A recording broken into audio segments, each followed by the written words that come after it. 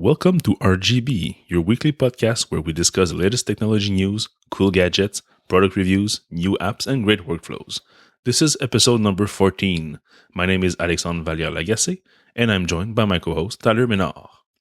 This week, we cover all of the new software features announced at WWDC, and we review the new Bose QC35 wireless headset.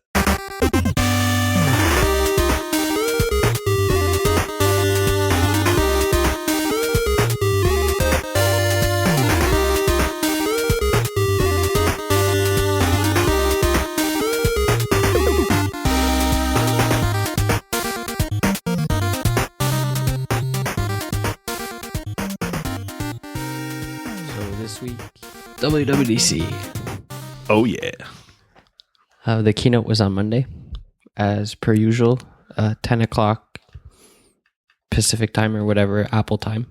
A big show, iOS 10, new Mac OS, pretty much all the rumors we were talking about, except maybe no hardware at all, only services. Nothing, not a single piece of hardware updated or announced. They went through all they call them the four platforms they have now. So TV OS, Watch OS, iOS, and macOS. Yeah, so they had a little slide with the different names, and you could see like clearly that iOS fits very well with tvOS, with Watch OS, but macOS with the capital M was sticking out very like a sore thumb.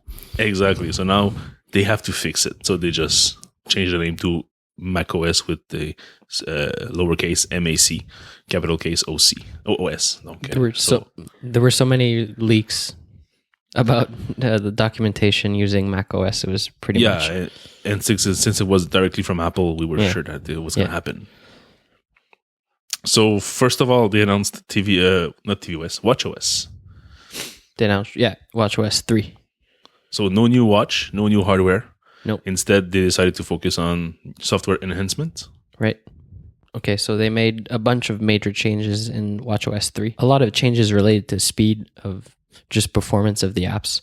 They even had a cool demo of launching an app in Watch OS 2 with the spinner going up. And then they compared that to the new Watch OS 3 apps that are substantially faster. And I think we both have it installed, Watch OS 3 on our watch, and I've seen a really big difference, especially on apps that are native to the watch. Yeah, they say that it's 7 times faster for loading the apps. Right.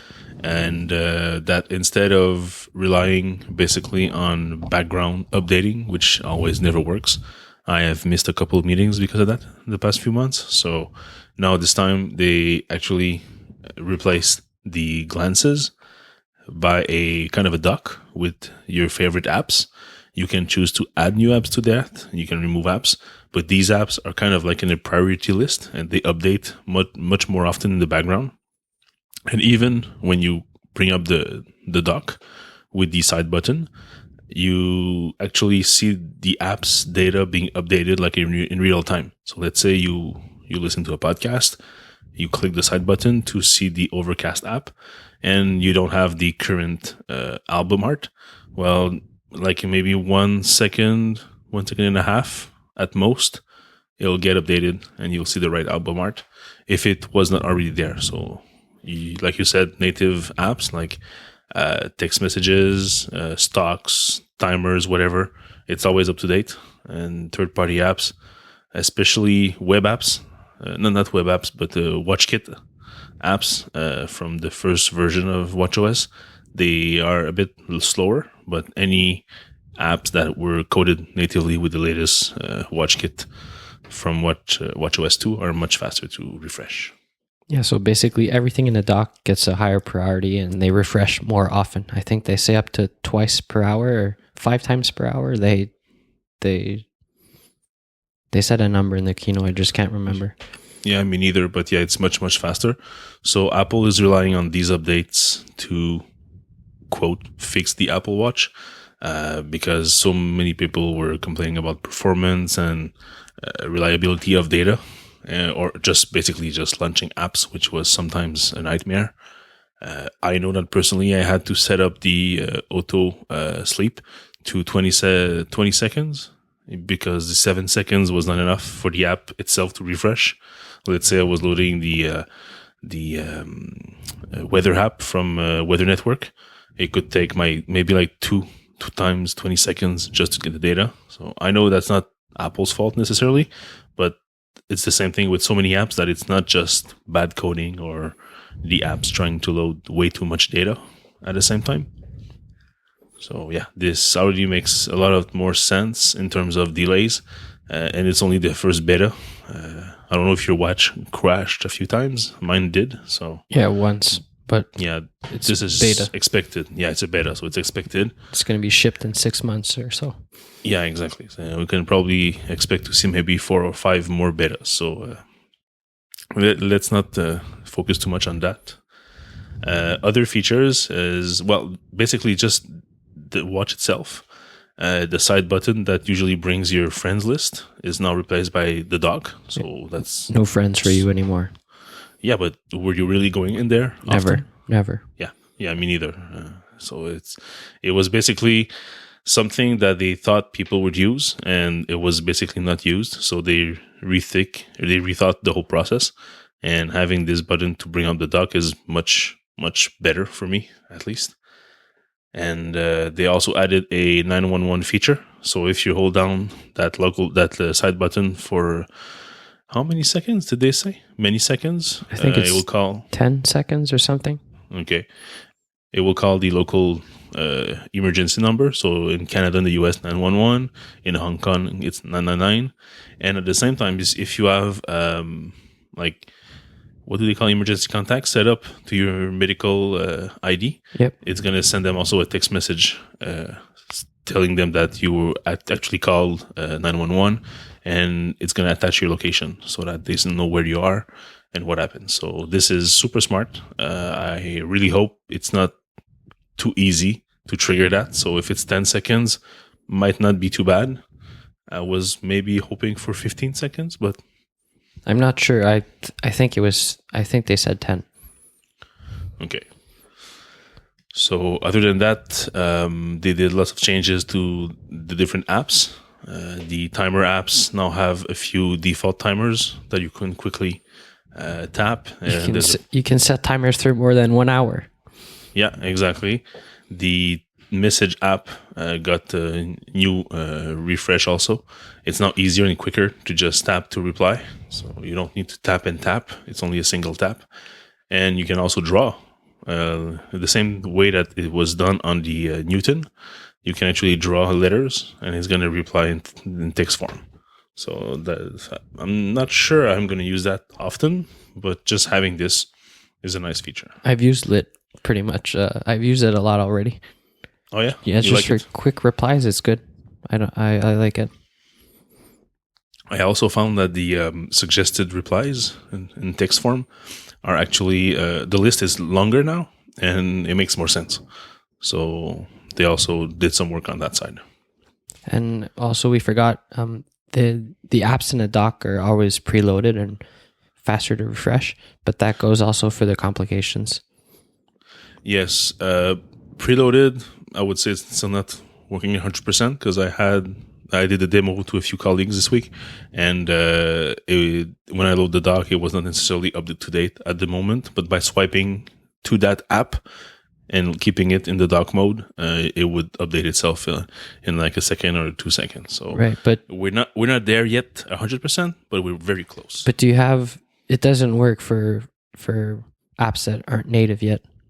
Oh, so maybe that's why. Yeah, because if you try to use the Overcast app or whatever, it's the same thing as before. They just have a new, nicer spinner. But I have a couple of apps that are really native, and those really work nice. Okay. And every app that's native can be set as a complication now. It's going to show a little logo of the app, and you just hit it, and it's there. Okay. I'm doing the test right now. I've got 1Password, Overcast, and deliveries that are all a spinner. Right. But Activity++ and Sleep++ are native. Yeah. Okay. All right. Cool.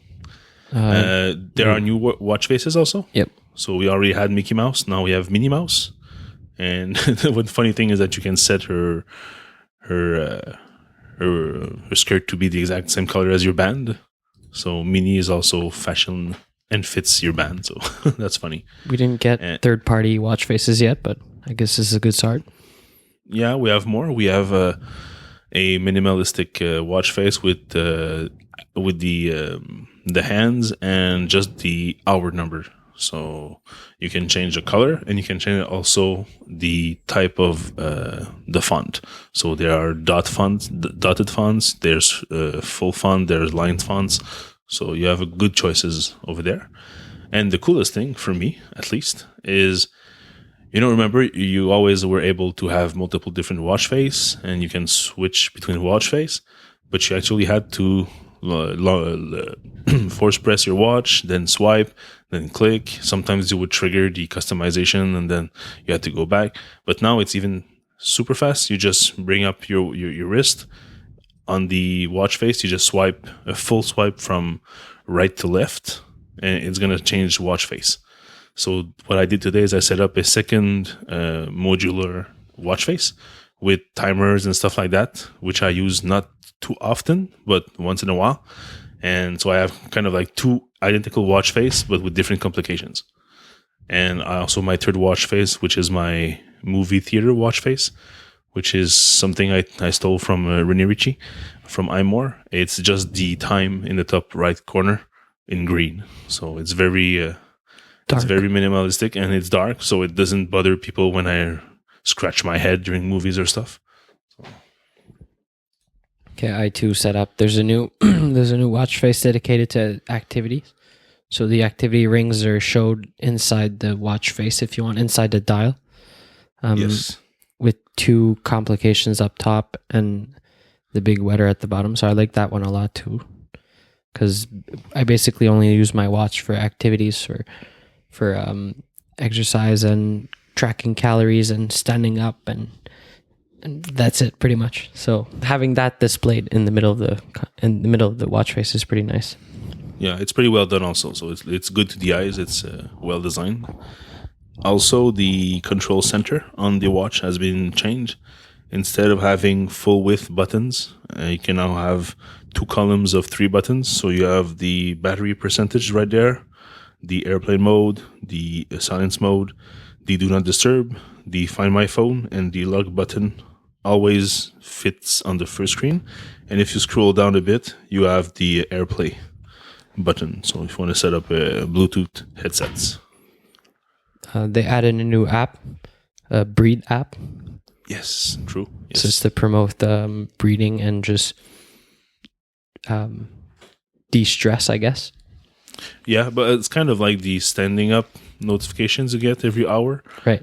You could set, but this one you can set it to be like once per day or like twice per day, once per hour, whatever. And when you enter that app, you just have kind of like a circle that grows and shrinks, and you just need to follow it with your breathing. It's not too long. It's about a minute, I think. You can set it up to 5 minutes, but yeah, by default, Okay. It's 1 minute. Okay. It's fun for people who are currently stressed. Could really be helpful. For my personal life right now, I'm not that stressed, so I don't really need it. But I could see myself using it in the future, especially in some when you're doing some late night work, or if you're doing some work on a deployment that failed. Taking just a minute to breathe and concentrate could be really helpful. And yeah, so basically I have set it for once per day right now, and I just dismiss it. I do it. I just Okay. find it entertaining. Well, it's just funny that like one time it was when I was in the subway, and the other time I was actually like speed walking. So it's not really the most useful time for me to do that breathing thing. But at work on my desk, it would be much easier. So. Can you set the time exactly when it bugs you, or it's You can set the frequency it bugs you per day. Okay? Let's say if I say once, how can I know when it's going to happen? I'm not sure. Okay, maybe that will come in the future beta. It happens at noon for me, and so I do it at lunch. Okay. Oh, okay. I think that's about it for WatchOS. So no new hardware. We don't know if a new Apple Watch will be coming next spring. So I actually saw some article go by. I have to find it and put it in the show notes. That Apple actually like overshot the specs of the watch, so they have a lot more memory and a lot more CPU than what they needed actually for WatchOS 1.0 and 2.0. So what they did with this new version is that they used that extra memory to actually have the dock and apps running in memory and being more active without impacting battery life and such. Also, also they had stats that are saying that people aren't running out of battery in a single day, so they can just crank up the refresh and everything of the apps without worrying about having dead watches everywhere. Yeah, the only person that are actually running out of battery is those that are doing maybe like 2 to 3 long workouts per day. Right. Let's say you run like 45 minutes in the morning and 45 minutes in the afternoon. You're crazy. Then you're crazy or you're an athlete. Yeah. But you could end up like not having enough battery for the rest of the day. Personally, I can, if I really don't get too much notification, use my watch for almost 2 full days without any charging. Now that's a beta, so it's normal that the battery life not too much, but I could do 1 day and a half, so still not too bad. Yeah, and because it's new, we're playing with it a lot more than. Yeah, exactly. Yeah. So after that, they moved on to tvOS. Not too many changes for us in Canada. The biggest one from me is the new dark mode. Yeah, I know it's something small and cheap, but still, I don't know if your TV is set up like that, but my TV is set up to be auto adjusting for the brightness.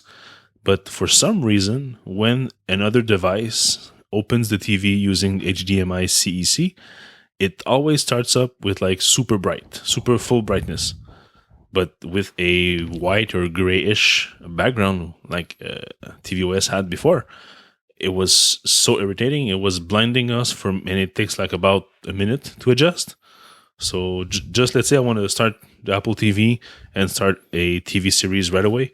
I could do that in less than a minute, but because of the super brightness, I actually just like start the TV and turn around, talk to my wife a bit, and then a minute later, turn back and actually set the TV.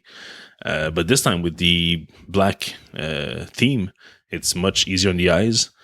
There are some issues though. My kids are having troubles with the Apple Music. The titles are black, or actually dark gray on black, so the contrast is not too good for now. This will be updated, of course, before the release. But that's the biggest change for me and the one I was the most hoping. So I'm pretty happy. What else is new in that? Single sign-on, yeah. Instead of having to set up each and every app using either your account, so username, password, or some apps actually give you a URL with a code. You go on your computer to log in instead of doing it with the remote, which is better. But now that Apple is starting to have more partnership and you can have like an app for each of your channels, or like in the US, this is getting like more and more customary. So you could, let's say, have a cable at home with like 100 channel and maybe 50 of those will have an app. So logging yourself in each of those, it's a penny. So what Apple did is that they did a single sign-on. So they actually take care of that for you. And you just log in once, set your provider, so Dish or Comcast or whatever, and then they take care of telling the app that you actually are a paying customer of the TV package from your provider. I didn't even know this was a thing, since it just applies for US customers. Yeah, because basically we don't have those services in Canada. We don't have this kind of integration with any channel or provider. It's basically they have their own apps, their own services, but they don't like integrate with other products. It's like your TV decoder has its own features. It could work over IP TV, or it's just like plain old cable, but that's like it. There's no Roku integration. There's no shortcuts. HBO, Showtime. Yeah. There's no, none of those. So for us, for Canadians, it's not such a big update. It's just except for dark mode. It's exclusive to the US. They don't have it in Europe either. Yeah, most probably not. Yeah, so maybe in a few years, but not for now. So then moving on to the big chain, macOS. I missed a bit of this. Except for Siri, there's not much new, I find. It's probably the least interesting one of the bunch to me. The new name, Syria? Yeah. No. Yeah. Syria? Sierra. Sorry. Yeah. So instead of going Yosemite, Yosemite, and then El going Capitan. deeper, El Capitan for one single mountain. Now it actually zooms out and goes back, and the Sierra is the whole chain of mountains. Yeah, I think we're reading way too much into this. It's just the name they wanted to use. It has nothing to do with the mountains. Yeah, exactly. I'm not sure that macOS Death Valley would be so good either, but yeah, the first one was Maverick, which meant like a wave or something. Yeah, it's a kind of wave somewhere. I'm not such a surfer. Yeah, me neither. So it's just a name for a name. Yeah, but Sierra, it's good to the ear. It's better than El Capitan. So. Yeah, El Capitan was ugly, if you ask me. Yeah, it's not the best name. So, but at least it's no more cats. So, and it's not any Roman numerals. So, yeah, they scrapped the macOS XI or XII. So they didn't talk about 10 point anything. It's just macOS now. Yeah, most probably we're going to get probably a dot release more often like they do for iOS. So we had iOS 9, 9.1, 9.2, 9.3 over the year. So most probably it's going to be the same thing for macOS. And the dot release will be for security fixes that have to be deployed quickly. I'm hoping that this will bring more changes during the year and not just like once a year like they did for Night Shift on iOS. It was not presented with iOS 9, but it came later. So you think the naming is going to change the release cycle? No. I just think that macOS 10 right now, it's probably Sierra will be the last one. The next one will probably be macOS 11, 12. It will upgrade with iOS at the same time. So the version numbers will be in sync.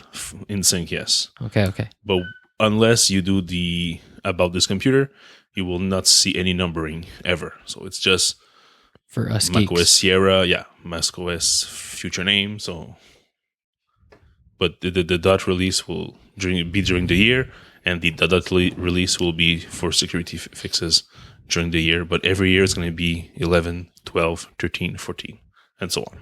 Okay, so basically the big feature of macOS Sierra was Siri on the desktop. Yes. It's there's a hotkey. I think we saw Federici doing a demo. I didn't see what key was pressing or whatever. So we can just use Siri as Spotlight replacement, pretty much.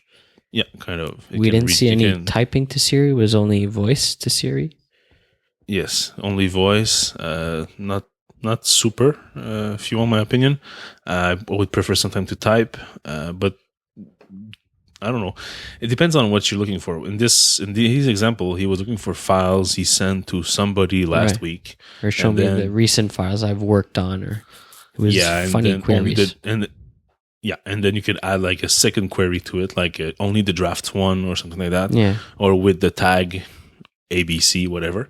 So for looking through files like that, I can see the use for that, but I actually already do Spotlight for that.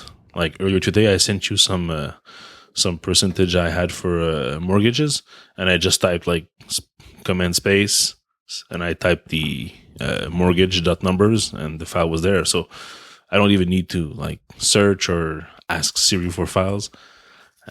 I'm not going to be using that too much, I think, but it's fun that the assistant part of it is actually getting more and more present. You can search for files, and you can drag and drop the files. You can look up pictures. For this, though, I can see my kids doing it. They usually do some PowerPoints for school, and they keep on going on Google Images to find stuff. If you can just say, show me pictures of rabbits, and then you have like maybe 12 or 15 pictures that pop. That will be much easier for them to just drag and drop to the document instead of saving the image and then inserting the image. So, but we have not seen anything else like asking Siri to enable such app or such feature or turn off Bluetooth. I'm hoping it can do these things, but it was not showed in the demo. Other than that, I think it's pretty much it for macOS. Not actually. There's the login feature, unlock feature. Right. That if you have your Apple Watch, and instead of just flipping your MacBook lid on and typing your password, it already detects that you have an Apple Watch and your Apple Watch is authenticated with you. So it just auto logs you in your computer. And this only works with the watch, right? Not with the phone?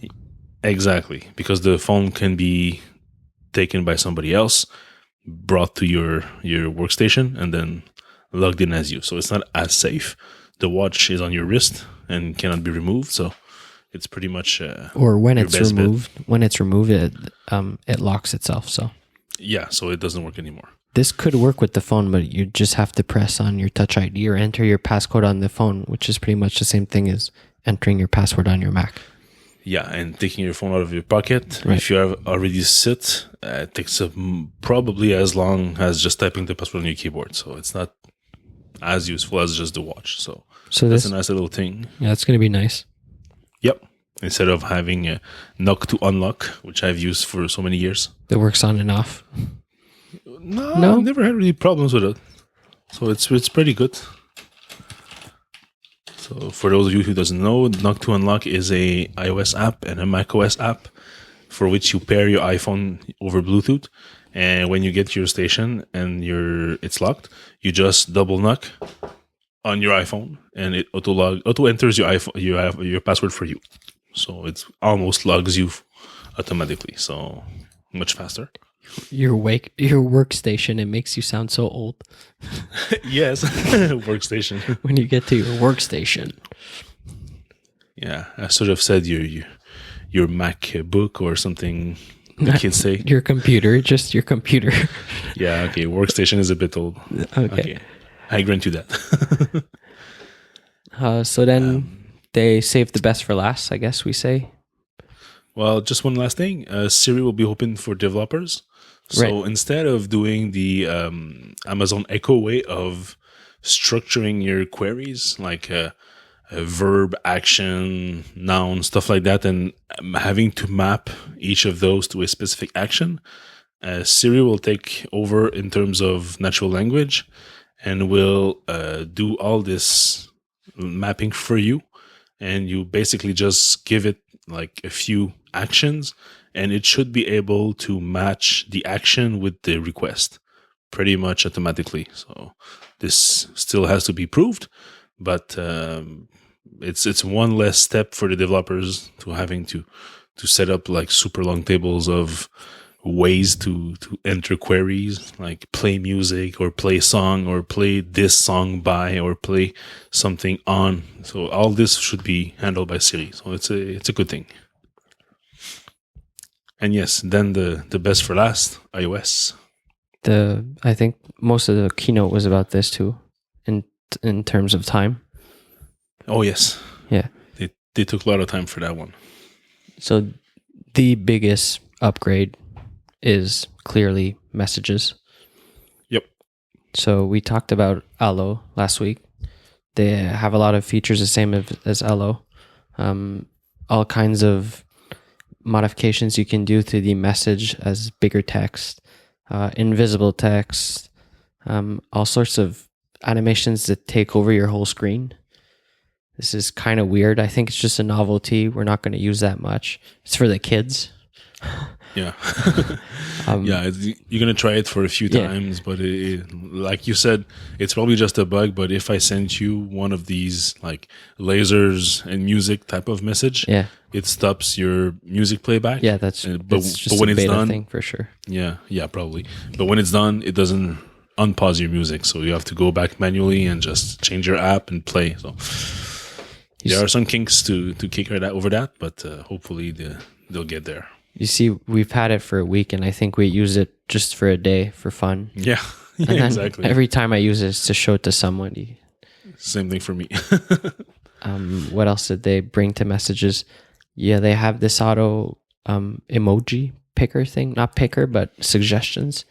So if you write a message and then you open the emoji keyboard, it highlights all your words that can be replaced by emojis in yellow, I think, or any color. I don't remember. Yeah, in orange. Orange, yeah. And then you press on them and they'd be replaced all by emojis. So it's a good feature for people that are not too emoji friendly like me.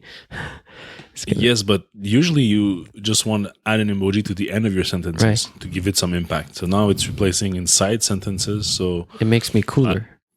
Yeah, it makes you cooler, makes you younger, younger and hip. Right, young and hip. But yeah, exactly. So you can type in like short sentences which have more emojis than words, and you can look like you are 18 now. Yeah.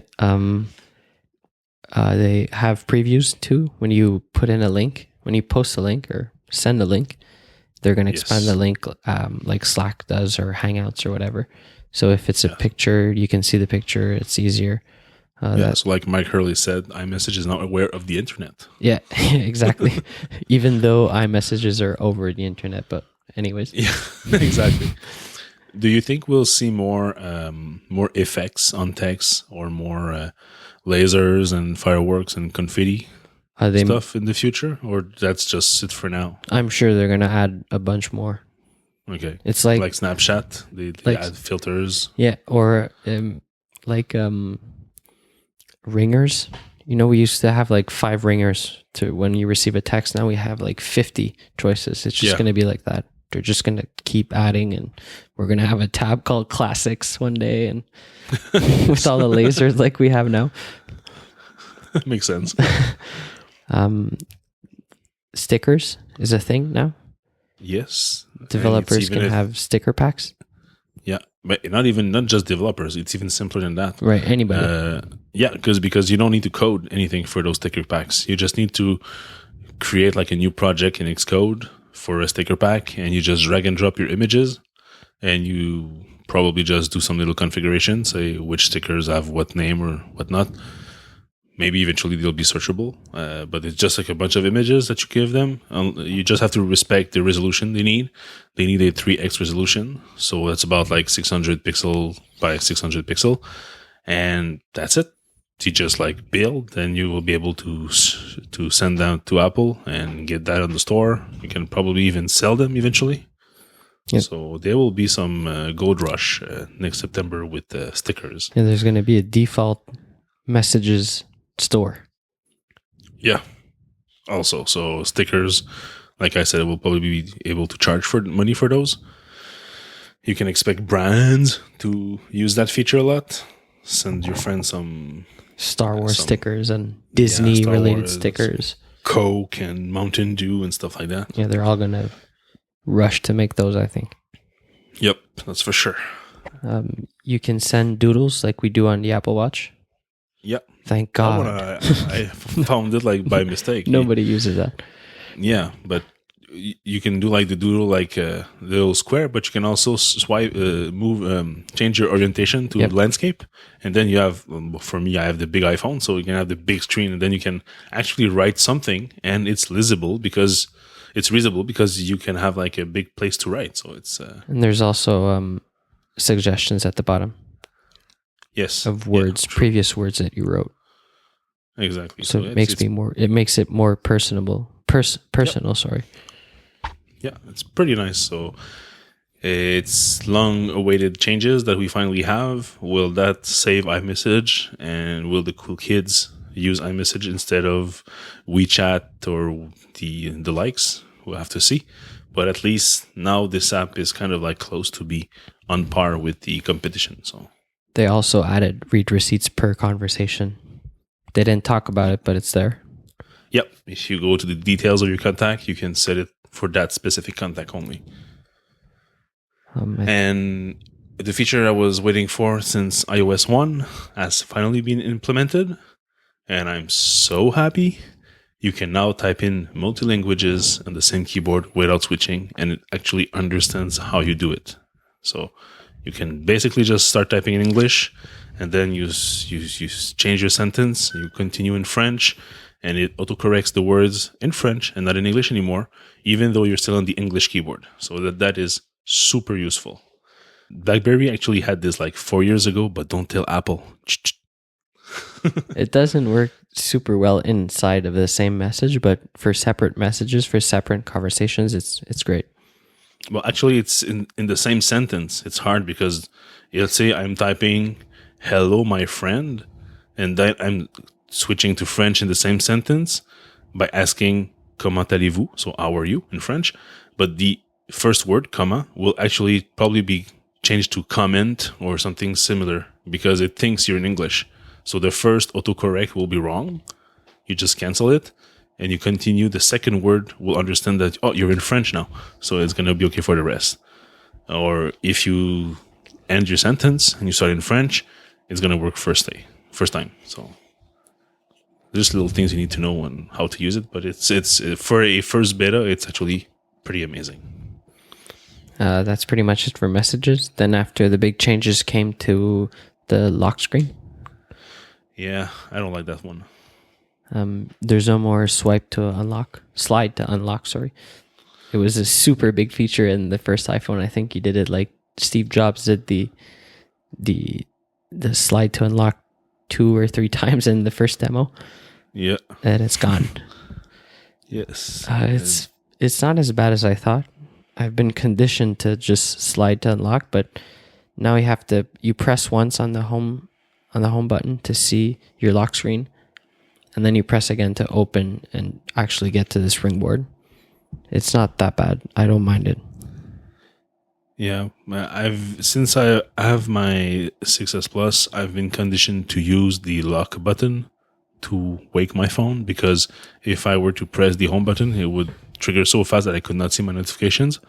So I did actually build the reflex to use a lock button. So now, whatever I did for the last 6 months, well, more than that, 7 months, I now have to unlearn and now press the home button to unlock my phone.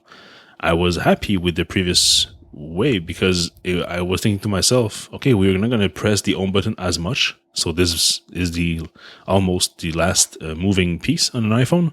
So it will help for home buttons to be working much longer and not break so easily. But now we're back to the old ways of pressing on the home button to unlock. But you don't need to press, right? Well, if you raise your iPhone, you can see the lock screen. Right. If you just put your finger on the Touch ID, it does nothing. Well, you have to press and... Yes, it says press to open. So just raise your phone, then you see your wallpaper. Yeah, that's a new feature too. Yeah, if you touch the Touch ID, it does nothing. You really have to press the button now to unlock. Okay, I didn't know that. Yeah, so I really don't like it. I understand why they do it, but they just did something different like 6 months ago, so it's too quick. I am all for changes if you do things better, but Apple, as us being used to something for so many years, and now they change it once, fine, makes sense. But now again, 6 months later, it's a bit too much. I would love to be able to just raise to see the lock screen and then just put my finger on the Touch ID to unlock. But now I have to press it. So maybe it'll change in the next beta. We'll see. They have this new feature you just talked about too. If your phone is resting on the desk, you pick it up and it shows you the lock screen. So that's new. Yep. It's only available for the 6S and 6S Plus and the iPhone SE. Okay, I did not know that. Okay. It doesn't work on the 6. I think I read it's something to do with the motion sensors that you guys have in the 6S Plus and the same sensors they have in the SE. Okay. So that's weird it's not weird, but they talked about it a lot in the keynote, and it's just applied to people that have the new phones. Yeah. The rest of the changes they did is mostly to different apps. There's some small changes for the control center. It's now, the design is different. You still have the same 4 shortcuts. Night shift now, instead of being a small icon, is now a full width icon, which is pretty weird. So maybe that'll change in the future. And you don't have anymore the playback section. You now have to swipe right to get a, let's say, 2/3 of the screen height section for your playback. So you have a big album art, you have the titles of the tracks, the progress, the bigger buttons for play and fast forward and rewind, the volume, and you even have a button for the how'd you call that? The playback device. So iPhone or AirPlay, Apple TV, whatever. So that's nicer. The widgets are now on the left side when you swipe to the left from the home screen instead of being in the today view. So it's basically the same widgets. It's just that they're on your left instead of being on the top. I don't So like when I've never used the widgets. Have you? Not very often. I have the weather as the first one, so that's useful for me. I even have Apple News, which I never read. Does any of it work in Canada? Yeah, you're right. Maybe not. Oh, Probably yeah. set up as US. No, I have it working here as Canada. Okay. The map destinations, that's nice. It can show you where your car is parked. That's a feature I discovered just like by complete Accident. wait a second. Yeah, it works. Okay, yeah. By accident, just the day of the keynote, I went to do some groceries, and when I parked my car, I went to the store. Then I took my iPhone, and it says, "Oh, we noticed that you parked your car, so we put a pin on the map. So when you come back, you can find it easily." Oh, nice. And I looked at it, and there is like a little circle with a car on it, and it says parked car. So right now, I've got 3 dots on my Apple Maps: my home, my parked car, and my current position.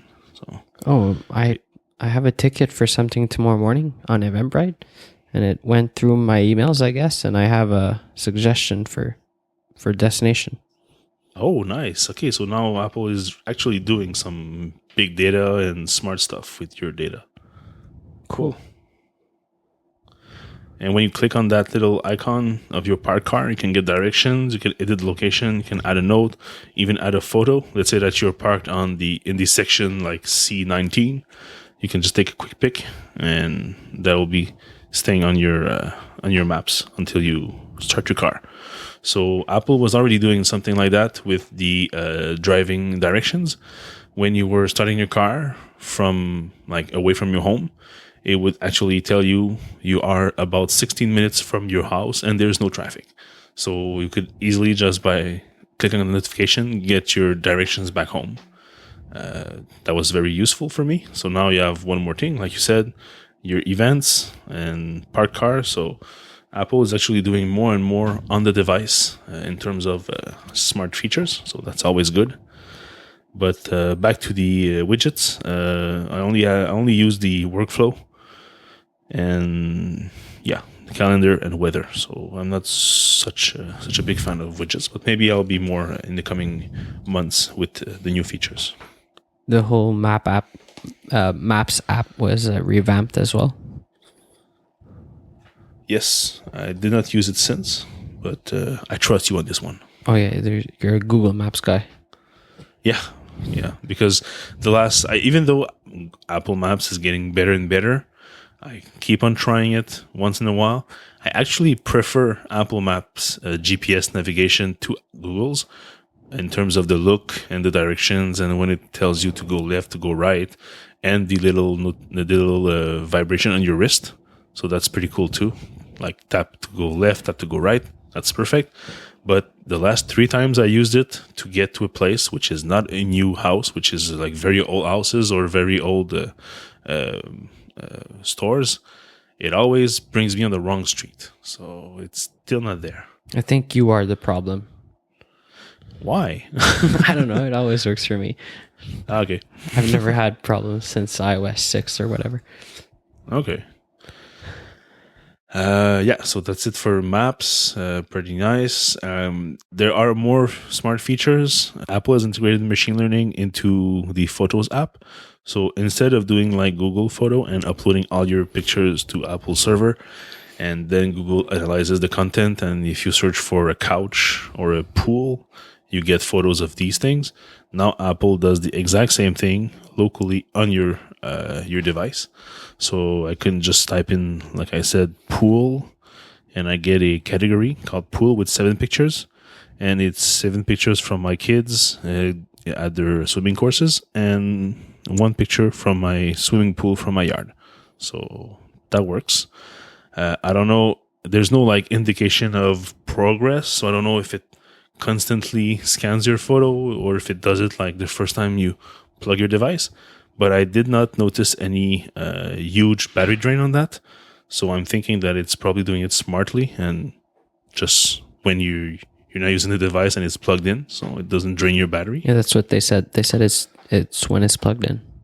Okay, perfect. And also there's the memories feature, which did not work for me in the first few days. I think that now that it was able to do some of its work, I now have 6 events.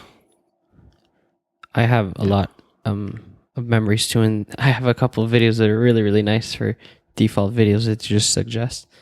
I think it works better when you travel and you take pictures. Like in a city, I have one from New Orleans here that's completely out of Montreal. So I guess they're able to really see, oh, this is a vacation. Let's make a video for all these pictures that he took on vacation.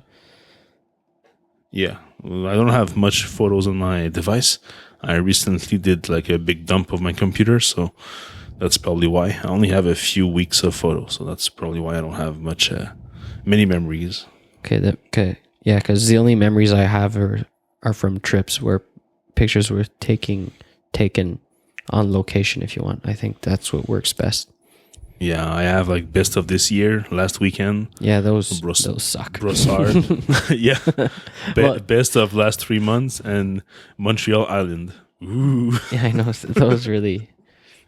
But go on vacation and take pictures with your phone. You'll see. It makes really nice little videos. Yeah. Will do. So the news app got a little refresh. I don't care. I don't read it. Me neither. Do you? Nope. Yeah. Okay. All right.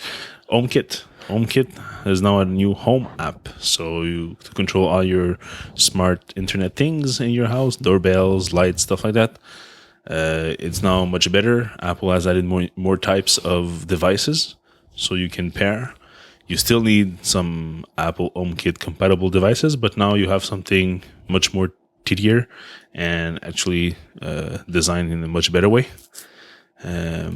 Yeah, it'll be super nice.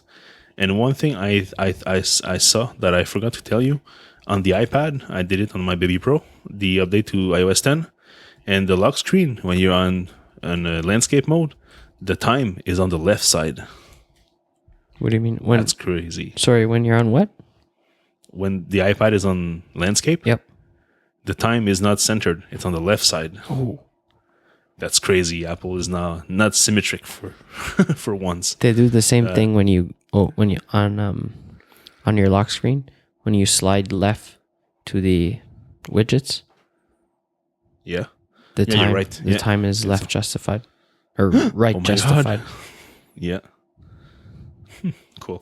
Yeah, so I haven't played with the iPad much, so I don't know what other changes are, but I'm hoping that Apple will be embracing the landscape mode more. One gripe I still have with Apple Music on an iPhone 6s Plus is there's still no landscape mode, and this really sucks. Oh, for your car situation. Yeah, yes, for my car situation. When I put my phone on landscape on my dash, I still have to put it back on portrait to change song and stuff like that. So I was really crossing my fingers for this one, and it's still not there. So let's still hope that there is time for them to do it, but for now, not yet.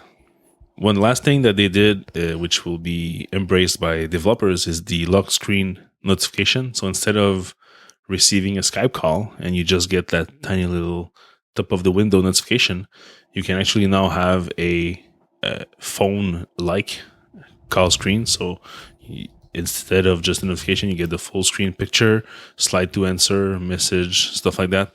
So all this type of screen will be available to all of those video chat or voice chat apps that you like. So,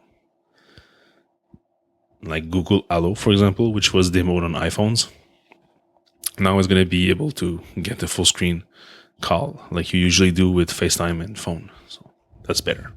Same thing for Skype and Hangouts and Slack. And they didn't show anything for the iPad. They didn't have any new features. Not much love for the iPad in the keynote. There's one thing they added at the end, Swift Playgrounds. People were hinting to this, being able to use Xcode on the iPad. Well, this is kind of the first step. They have, it's basically learning how to code. It's coding games. I didn't really watch this part of the keynote too attentively, so maybe you can chime in. Yep. Basically, you kind of have like a character on a like 3D environment, and you have a code listing. And then what you have to do is you have to interact with this code listing by typing variables and changing values. So that, let's say your little character has to go right, and then left. Well, you need to change the number of times that loops are going through to make sure that your little character doesn't fall off the edge. So it's not like pure type your code kind of thing. It's more like, here's a for loop and here's a variable and change this value. What happens then? Okay, I change it from 1 to 5, and then it calls 5 times the move forward function. So it's just like to get a grasp of the different types of loops, different conditions, and then the variable concepts and calling functions. So it's just like to grasp the basic concepts of programming in a game kind of thing. So, and of course, being Swift, the syntax is much simpler than Objective-C. So it's much easier to learn. So yeah, it's a very good thing. I'm really looking forward for that. I showed it to my kids, and they look forward to playing with that. So I'm gonna make them learn coding. All I saw was a super cool keyboard with suggestions for method names and all that. That was really cool. Oh, nice! I did not see this. You didn't see? I think it was in the platform State of the Union.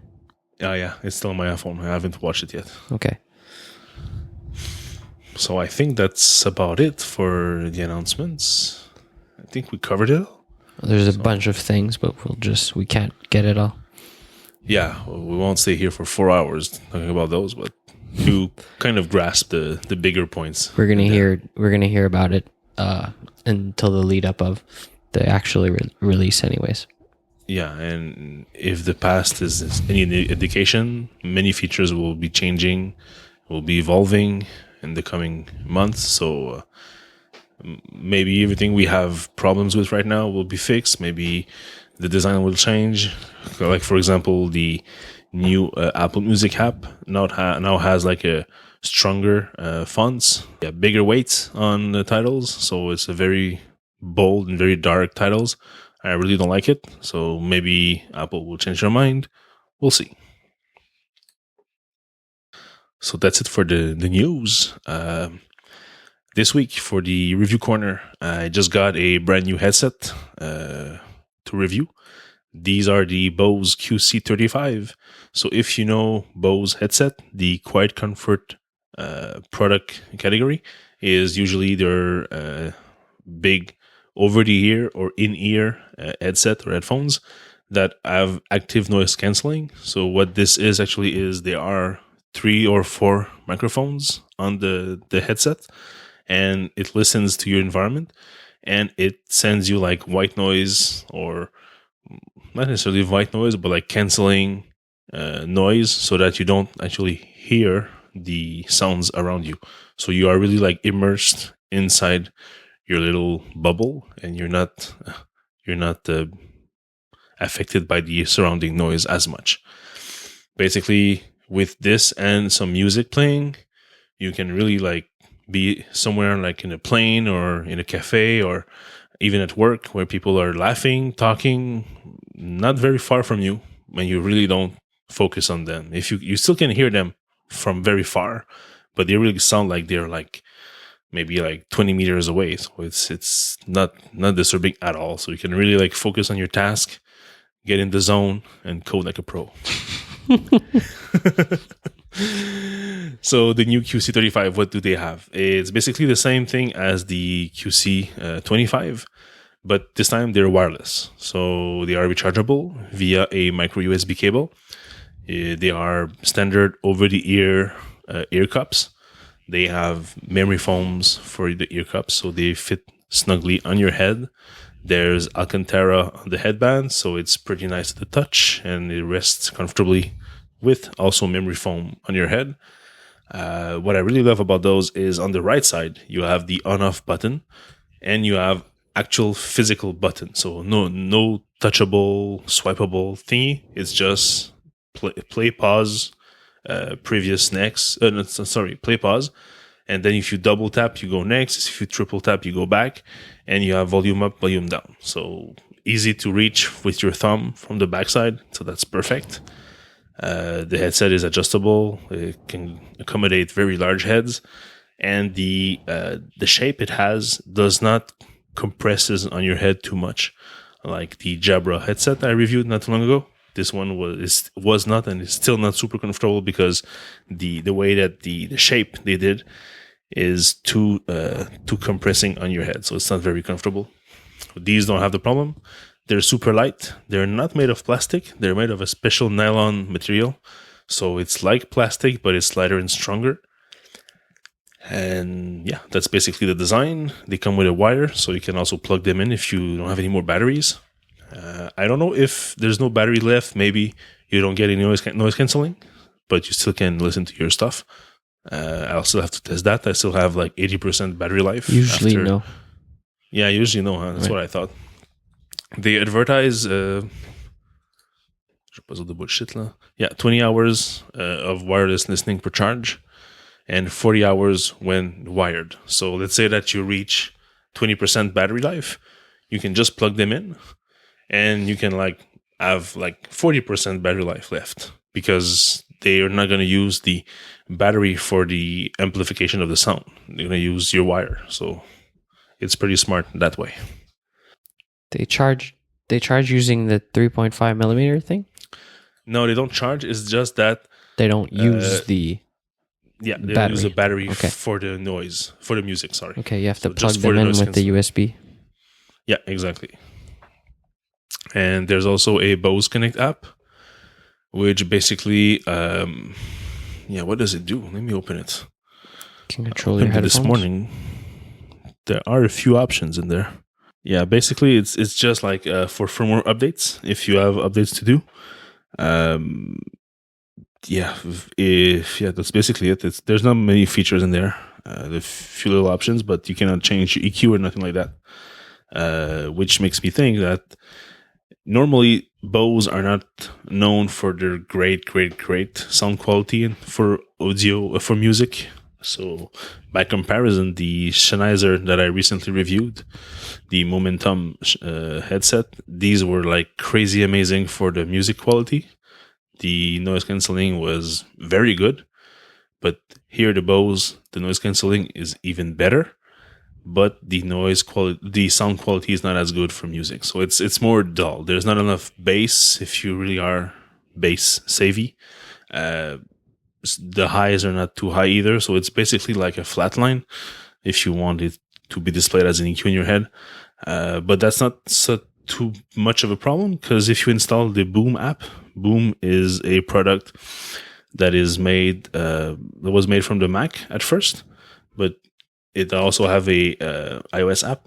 So basically, it's just like smart sound processing to increase the presence, the bass, and there's even an EQ. So basically, I just set that to rock. I put it at like 100% for the presence, and it really does make a great difference. It's not as good as the Sennheiser Momentum, but it's like significantly better. So that's a good thing.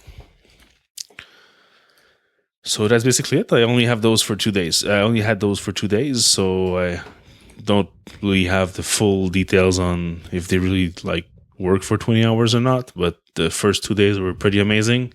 They are very light. Might be a little bit hot on the ears, especially in hot summer days. I'll have to report back for that to be sure. But first few days are pretty good. They come with a nice case, so you can bring them with you. And the cool thing is that instead of just folding back to themselves, you also turn them so that they can kind of fell flat on the table. So the box is not too big. It's pretty compact, so it's easier to take with you. Basically they're $450 in Canada and $350 in the US.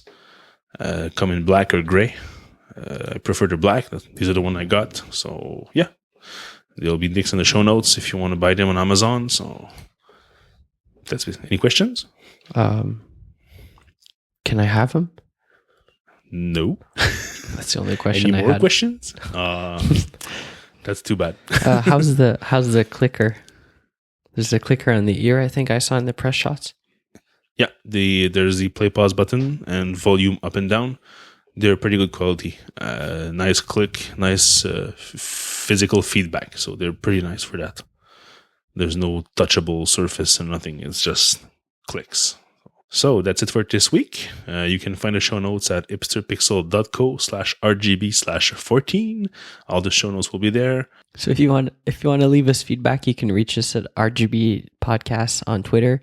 Also, our personal handles yours is Valliere, mine is Tyler Menard. VALLIERES. TYLERMENARD.